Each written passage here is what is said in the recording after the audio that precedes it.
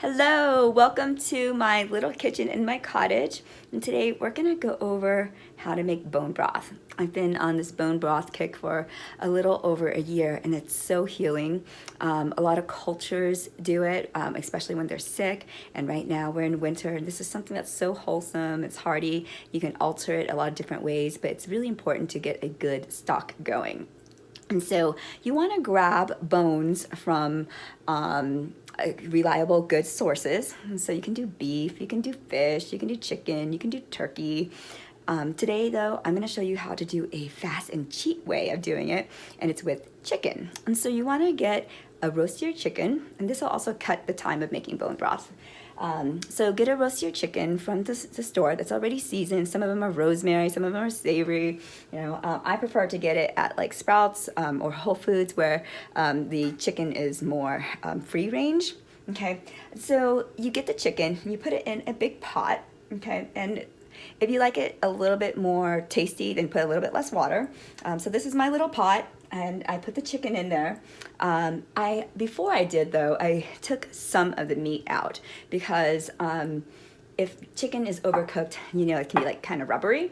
And so I'll put this back in later, but just a few parts of it. Like I really love chicken leg. It's more tasty, so I take that part out. And then the bones and all that you leave in there.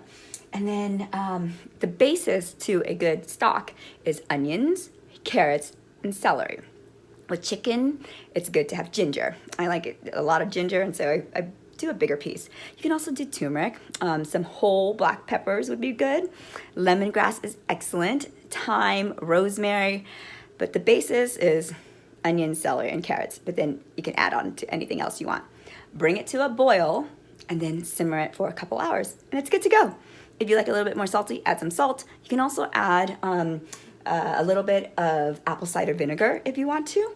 And then when you have the stock, you can strain it so it's just the broth, or you can eat it everything as is because it's all organic. It's good to go. It's just really, really soft.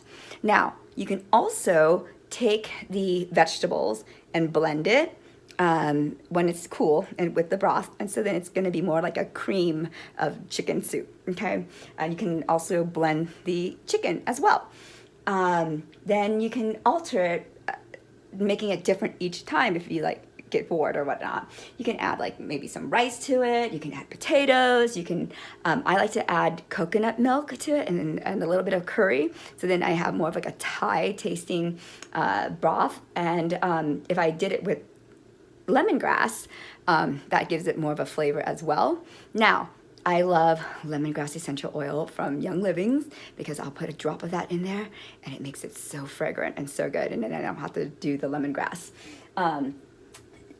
So then you can make it kind of like a chicken soup if you want, or just drink the broth.